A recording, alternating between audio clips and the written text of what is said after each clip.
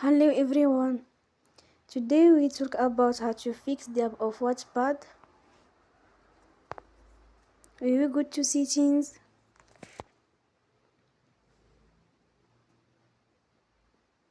Then we click on apps.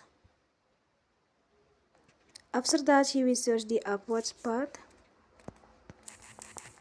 and we click the wheel on for stop. After that we go to storage. Then we click on clear cache.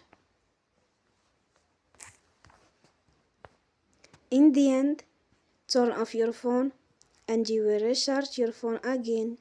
Don't forget to support us by like and subscribe.